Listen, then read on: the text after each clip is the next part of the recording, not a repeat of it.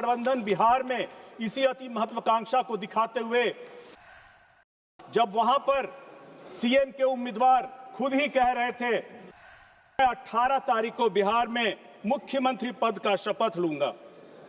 आपने बाबा साहब का अपमान किया था, आपको बाबा साहब का ही श्राप लगा है।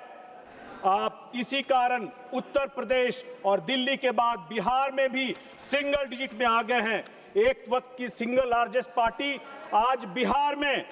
मैं बिहार की उस पावन भूमि से आता हूं जिसने विश्व को पहला गणराज्य दिया, जहां पर गण प्रमुख सामूहिक रूप से राजा और अधिकारियों का चयन करते थे।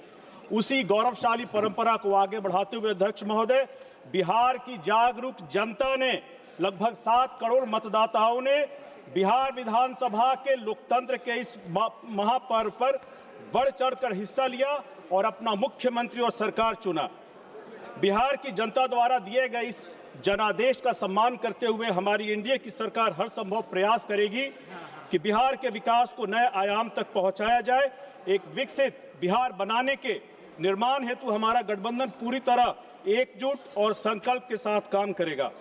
अध्यक्ष महोदय, इतिहास गवाह है कि बिहार की प्राचीन वैशाली गणराज्य किसी बाहरी दुश्मन से नहीं बल्कि अंदर की फूट और नेताओं की, उस वक्त के गण प्रमुखों की अति महत्वाकांक्षा के कारण ही गठबंधन बिहार में इसी अति महत्वाकांक्षा को दिखाते हुए जब वहां पर सीएम के उम्मीदवार खुद ही कह रहे थे 18 तारीख को बिहार में मुख्यमंत्री पद का शपथ लूंगा।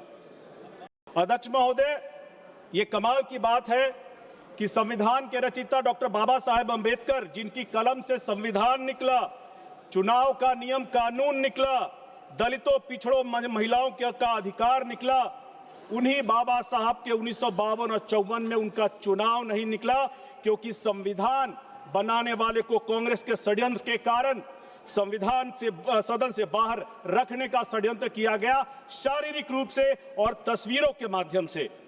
आपने बाबा साहब का अपमान किया था, आपको बाबा साहब का ही श्राप लगा है। आप इसी कारण उत्तर प्रदेश और दिल्ली के बाद बिहार में भी सिंगल डिजिट में आ गए हैं। एक वक्त की सिंगल लार्जेस्ट पार्टी आज बिहार में रह गई है।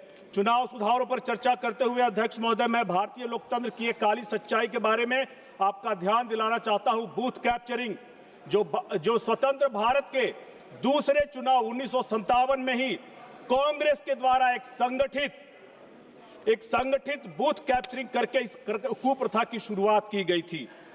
1960 से लेकर के 1990 तक कांग्रेस ने बूथ कैप्चरिंग को बिहार में एक व्यवस्था बना दिया था। वोटर की पहचान से ज्यादा अपराधी की पहचान मायने रखती थी। 1989 के में चुनाव आयोग ने एक बड़ा सुधार करते हुए बूथ कैप्चरिंग को आधिकारिक परिभाषा दी और 1991 में इसे संगीन अपराध में शामिल किया।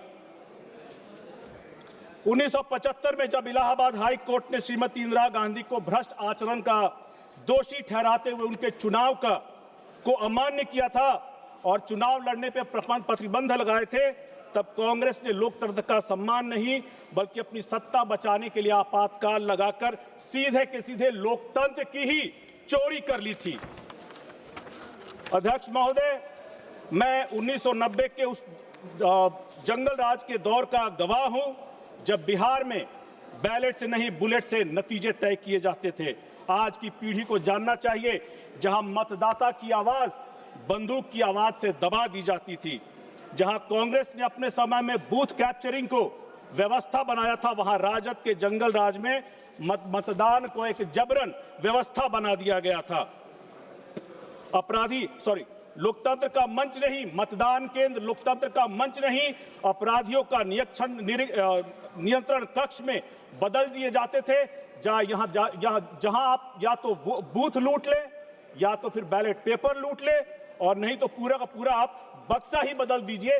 चुनाव आचार संहिता नहीं बल्कि चुनाव भ्रष्टाचार संहिता, मॉडल कोड ऑफ करप्शन बन गया था। अध्यक्ष महोदय, एक बड़ा इन्हीं सब चीजों पर ये करने के लिए एक बड़ा चुनावी सुधार 2004 में ईवीएम के माध्यम से भारत में चुनाव का आधार बना और मुझे बताते हुए आपको यह आश्चर्य भी होगा कि ईवीएम उसके बाद कांग्रेस की हर हार का जिम्मेदार भी बन गया। कांग्रेस पार्टी और राहुल जी ईवीएम पर आरोप लगाते लगाते 95 चुनाव हार चुके हैं। हिंदी फिल्मों में एक डायलॉग है कि फटा पोस्टर निकला हीरो। पोस्टर बार बार फट रहा है मगर हीरो नहीं, हार निकल रहा है। और सही भी है, हार ही निकलेगी, क्योंकि जब राजनीति को वर्क फ्रॉम होम की तरह चलाएंगे तो हार ही निकलेगी। लोगों का दिल जीतने के लिए जमीन पर उतरना पड़ता है। अध्यक्ष महोदय, अब तो बिहार में कांग्रेसी भी कह रहे हैं कि फटा पोस्टर निकला जीरो।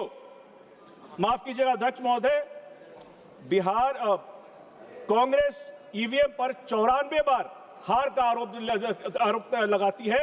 अब से इनके दोषी होने का जो सबसे बड़ा आधार निकला है वो है एसआईआर। विपक्ष जिस एसआईआर को आज षड्यंत्र बता रहा है वह वास्तव में मतदाता सूची की सूचिता का वह संवैधानिक कार्यक्रम है। विपक्ष की असली समस्या एसआईआर से नहीं है।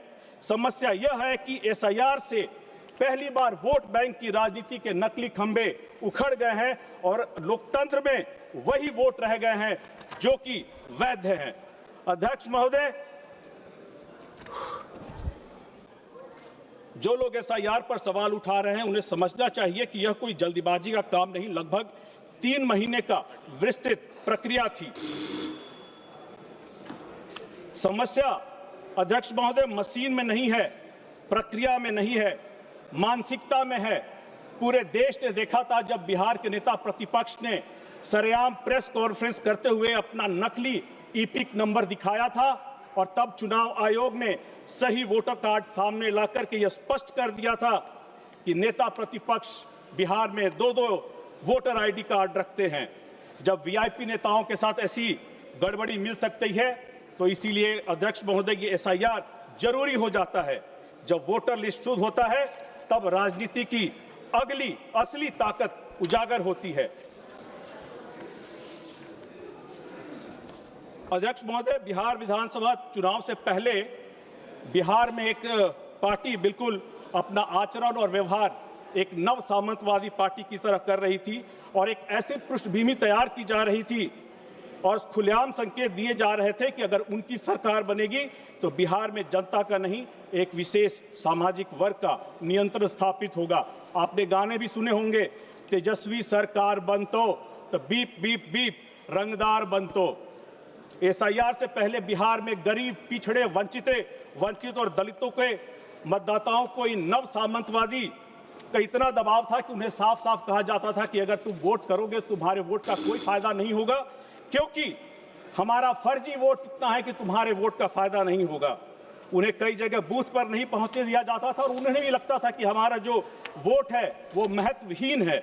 लेकिन एसआईआर के बाद अध्यक्ष महोदय उनको भी लगा कि हमारे वोट का मतलब है और यह आपने बिहार में एनडीए को 202 सीटों के माध्यम से आपने देखा होगा और इसका नकारात्मक प्रभाव भी बिहार में हम लोगों को देखने को मिला जब गोपालगंज के बैकुंठपुर में दलित जिन्होंने एनडीए को वोट किया था उनके साथ हिंसा हुई, मारपीट हुई। मैं भी गया था मुजफ्फरपुर के सखौरा पटसारा गांव में। शंकर पासवान जी की हत्या सिर्फ इसलिए कर दी गई थी क्योंकि उन्होंने एनडीए को वोट किया था। अध्यक्ष महोदय,